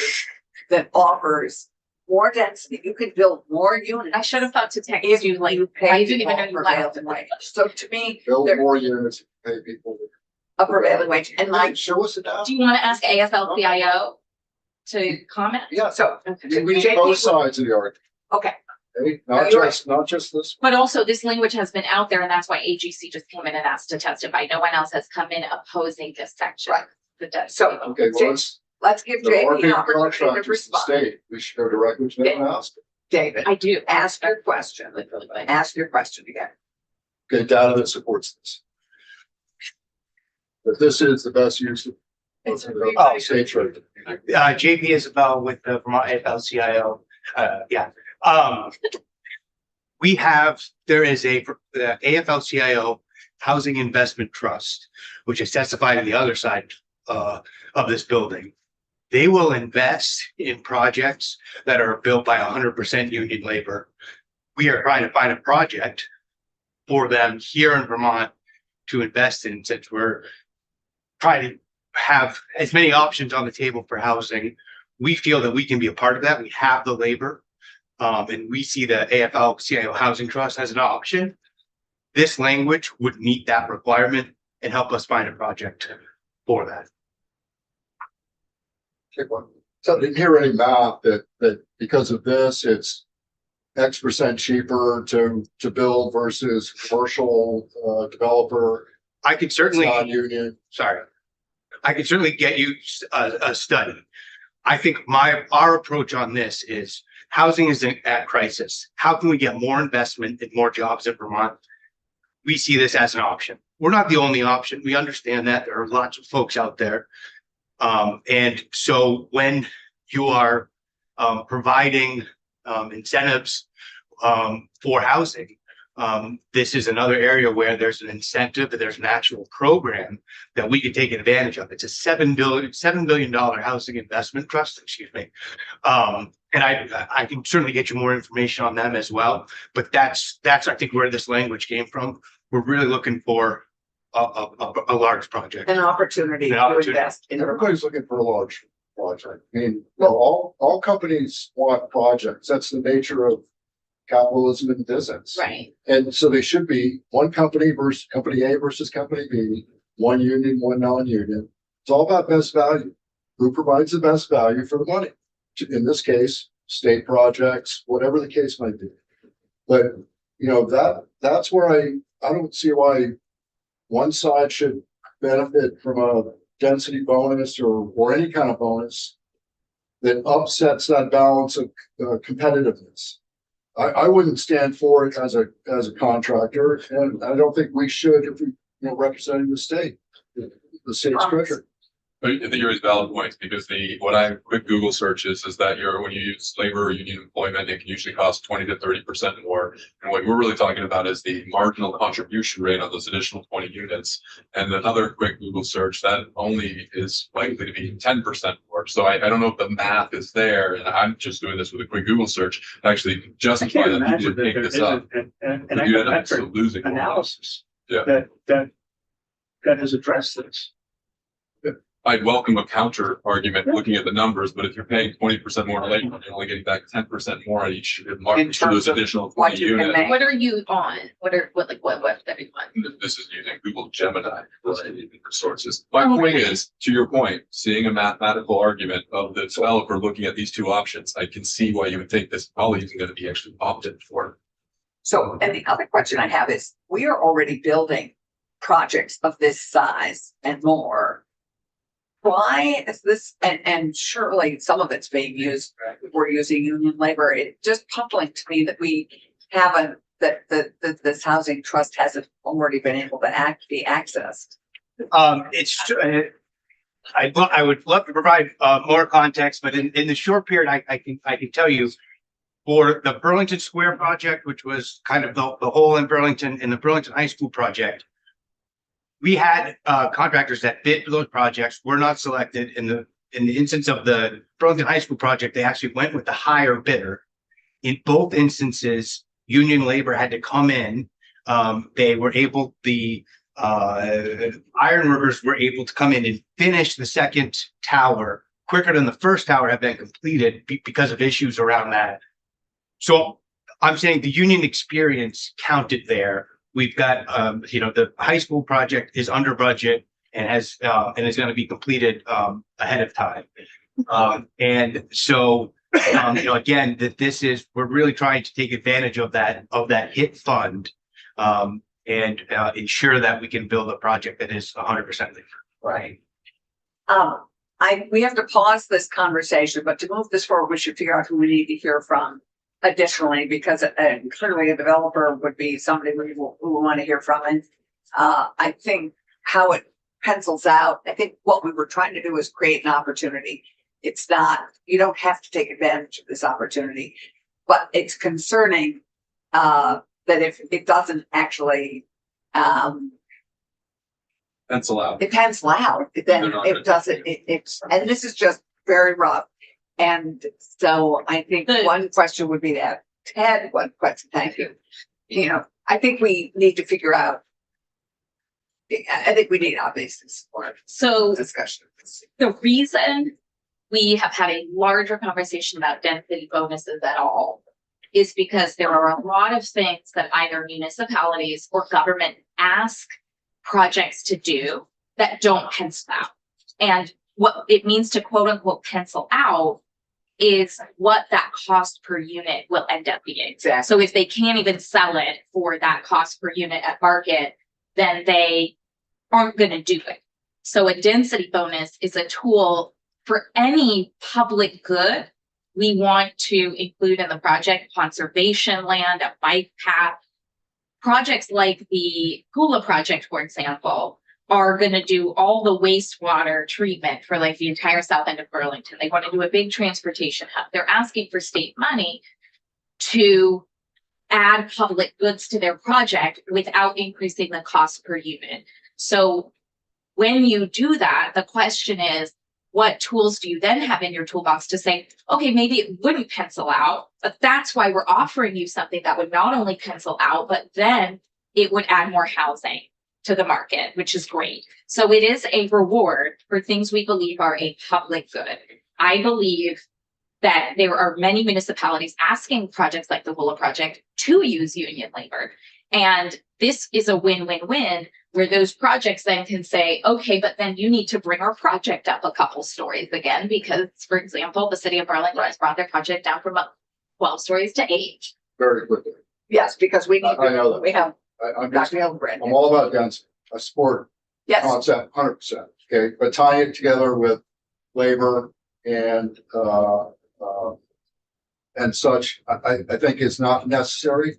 Best value in a contract is best value, providing irrelevant of who's building the project. If it's best value for and it could be the highest bidder, lowest bidder, one innuendo project. It doesn't have to be union labor. It could be a project labor agreement where you ensure I get the that. I quality wouldn't is tie there. the two together. Best And value you is best value. ensure that Okay, people are density's okay. compensated in a way that they can afford a home locally. right. And I think Which is also something we should care about as the. we're going to continue this conversation at a later point. I think we've got some additional help here, which we will have weigh in, but right now we've asked, I apologize, but this was the only time we could have, our Commissioner of Health come back, because one of the bills, as you know, we're needing to get out is the cannabis bill.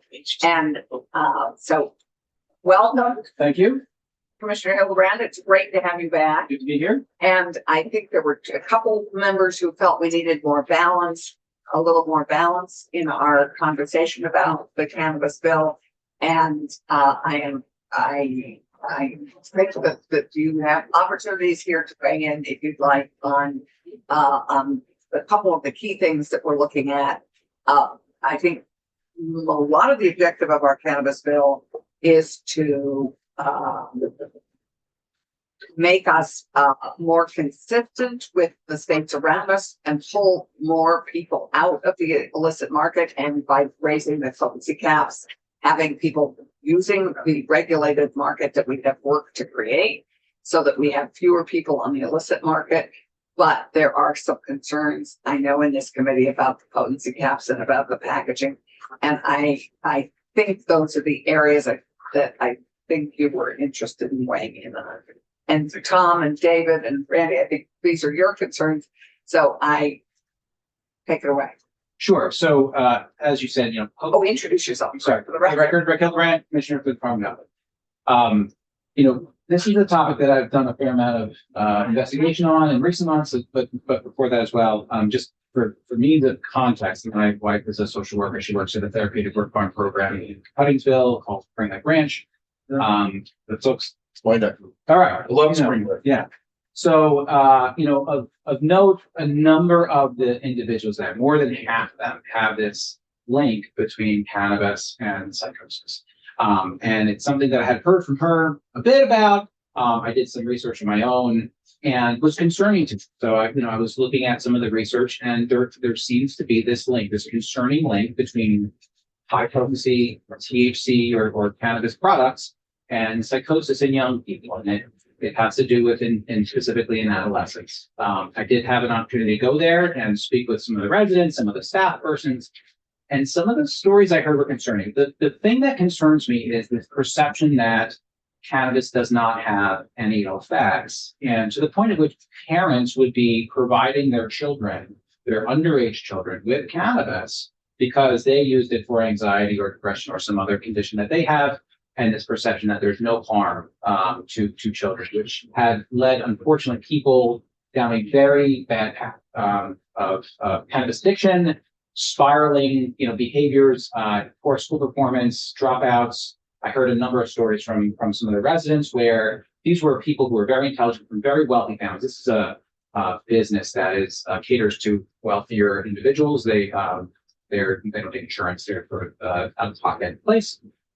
And these are young people who were It's illegal to give young people cannabis I at know. the moment. I mean, I know. that is why we have a regulated market. And that's the concern, is that despite it being illegal, the message that parents and other folks are hearing is this is a safe product, and that. But that's. I don't think any parent is hearing a message that it's okay to share cannabis Yeah. with their children. So I I spoke mean, in with all her. fairness, So I spoke with their executive director, who said 2 independent examples of parents who so strongly did not believe. I thought we were The gonna talk product about like works. cited studies. I don't know what's Yeah. happening right now.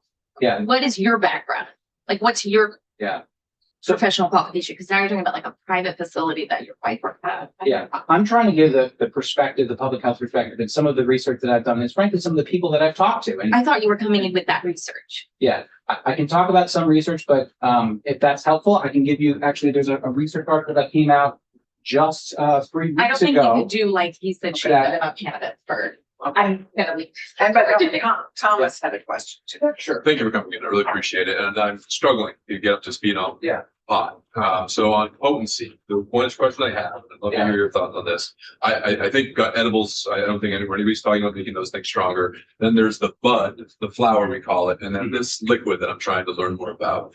I'm under the impression that disabuse me of this, that the buds, I don't want people to have to smoke, like messing up their lungs 2 or 3 times as much to do what they want to do. So that's where I'm okay with increasing, allowing the potency of buds and flowers, but the liquids is where I have a lot of concern with, because I don't know what that could impact and how it's used and vapes and so on. But is that it's fair to say that we don't want people smoking and bring their lungs more? Inhaling any burning product is not good for your lungs, for sure. Okay. The bud products that are in existence today are very different than what they were. They've sort of downregulated some of the CBD content and increased the THC content in a way that is concerning. The potency of even bud is at a potency that's considered high potency marijuana at this point. So should you be inhaling burning plant matter? No, of course not. But any high potency product, and that includes bud, is of concern because it can lead to significant ill side effects. Yes, the higher the potency, the more concern. There seems to be what we call a dose response relationship between the content of THC and the ill effects of it, the side effects of this stuff. So if you're smoking or in some way getting more of the product into your body on a more frequent basis, we're seeing more of these concerning findings in the mental health. The other convincing argument, I'll still have the floor to just consider this, is all of our neighboring states that have legalized this. But for one, they don't have these potency requirements. What is your point to that? Why should Vermont be out of step with our neighboring states? So again, I think there's a lot of research that's developing that is of concern around high potency THC. I think when this legislation initially went into place, there was a very strong sentiment that we wanted to protect Vermonters from this. And that's why we put some of these regulations in place. My understanding of the original legislative intent was to legalize an illegal market with protections in place for the public, for youth specifically. And that's why some of these protections were put into place very much in consultation with the health department. I have concerns of eroding those protections that were instituted by the legislature, because I do think they were intended to help protect youth and the people of Vermont from some of them. Rick, I'm just given that there is this other balancing concern, which is trying to get a major concern, which is we're trying to have fewer people getting their product from the illicit market, getting it from a regulated market really matters. Have you spoken to the other commissioners in the states that do have higher potencies, like Massachusetts, New York? I mean, we have all these states around us that have higher potency levels. Have you spoken to any of them about about what's happened in those states? So I did have it actually last week. I was down in ASTO, which is the Association of State and Territorial Health Officers. Cannabis was a topic that was hotly discussed in my groups that I talked with. I can tell you most public health professionals are concerned about the cannabis market, right? Because we're seeing ill effects as a result. I can't say specifically to New Hampshire or Massachusetts and what their experience has been, but part of regulating is having a cap. So if we just say there's going to be no cap or raising the cap, we're no longer really regulating the product anymore. And I understand what you're saying. We're regulating it in a whole lot of other ways, but don't worry. But in my perspective, that's one of the most important, though, is how potent this product is. Again, I was trying to mention this before, the concern that I have is that the products we're seeing now are just so vastly different than where they were in the past that people are very confused that this is a different thing than it was in existence in the 60s. And what I was talking to before about the sort of parents and giving it to their children, I know, but that's illegal. That is not what we're talking about. But despite it being the legislative action that we take does paint a picture to our public about what this means for this product. And when people believe this to be an unsafe, when I have to convince my patients that the side effects they're experiencing in the hospital are due to marijuana, and they come to me in disbelief, they'll say, well, it's legal here. It can't be bad for you. And I've heard that so many times in the hospital. That's very alarming to me. And I'm hearing that again in this space as well, in the mental health space, which is concerning to me. Okay, Keisha and then David. So I'm just surprised you haven't come in on the tobacco bill that we have. do you support further regulation of vapes and vape liquids and tobacco products in the bill? I mean, I just think tobacco and alcohol are still far and away a greater threat to public health than taking a few And the public purse. percentage changes on the cannabis potency.